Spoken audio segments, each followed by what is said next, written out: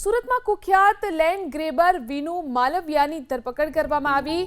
વેસુમાં કરોડોની કિંમતમાં જમીન કેસમાં વિનુ માલવિયાની ધરપકડ કરાઈ। એક જ સ્ટેમ્પ નંબર પર બે અલગ તારીખના સાટા ખતનો ખુલાસો થયો। બોગસ સહી અને બનાવટી લખાણથી કોર્ટને ગેરમાર્ગે દોરવાનો આરોપ। સરકારી રેકોર્ડ અને ન્યાયિક પ્રક્રિયાના દુરુપયોગની શંકા મજબૂત। નવી શરતની જમીન પર ગેરકાયદેસર દસ્તાવેજો ઉભા કર્યાની ફરિયાદ।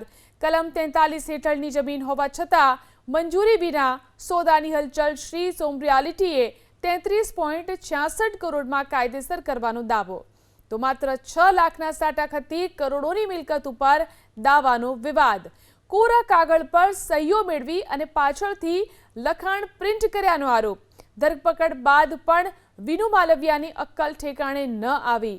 ઇકો સેલની ઓફિસમાં જ મીડિયા સામે વિનુ માલવિયાની દાદાગીરી જોવા મળી। પોલીસની હાજરીમાં જ વિનુ માલવિયાની દાદાગીરી। આરોપીનો વરઘોડો કાઢતી પોલીસ મૂક પ્રેક્ષકની ભૂમિકા જોવા મળી।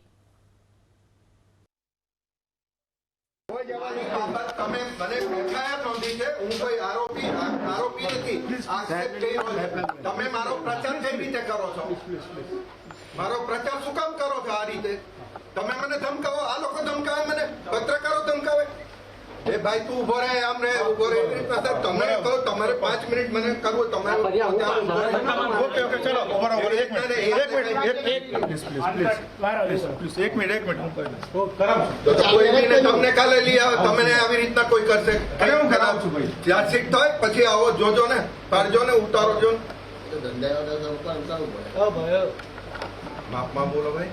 હું કઈ તમારો પેલો આશ્રિત નથી, બસ ખાલી ઉભા રહો, કઈ નથી બસ હવે પછી ચાલો ભાઈ બાપ રાખો ને, આવો આગળ સારું હવે નહીં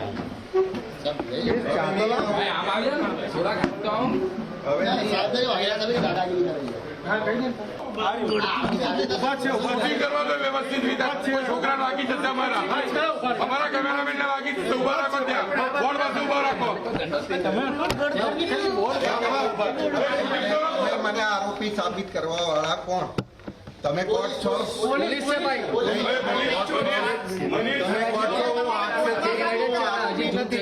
તમે ખોટી પેલી હવે તમારી મર્યાદા ઉલ્લંઘન હવે પતી ગયું સર, પતી ગયું। ચાલો છાપો, શાંતિથી છાપો।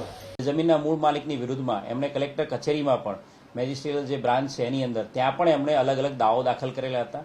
સમગ્ર અરજીની તપાસ દરમિયાન એવું ક્લિયર કટ જોવા મળ્યું હતું કે આ જે સાટાખત ઊભા કરેલા છે એક જ રેવન્યુ સ્ટેમ્પ નંબર ઉપર અલગ અલગ તારીખોના મે મહિનાની 2001ની મે મહિનાની તારીખ અને 2001ની ઓગસ્ટ મહિનાની બે અલગ અલગ મહિનાઓના અલગ અલગ તારીખોના એક જ રેવન્યુ સ્ટેમ્પ ઉપરના સાટાખતો આ જોતા ઉડીને આગે વળગી એવી હકીકત મળી હતી કે આ સાટાખતો છે એ ખોટા ઊભા કરવામાં આવ્યા છે અને પાછળથી આ સાટાખતોનો ઉપયોગ આ જમીન છે ને વિવાદગ્રસ્ત બનાવવા માટે અને જમીનના મૂળ માલિક પાસેથી પૈસા પડાવવા માટે આખો આ સાટાખત ઊભા કરેલા હતા। જે આરોપી છે વિનુ માલવિયા એની ધરપકડ કરવામાં આવી છે, એને અરેસ્ટ કરીને આજે એના ફર્ધર રિમાન્ડની પ્રોસિજર કરવામાં આવી રહી છે।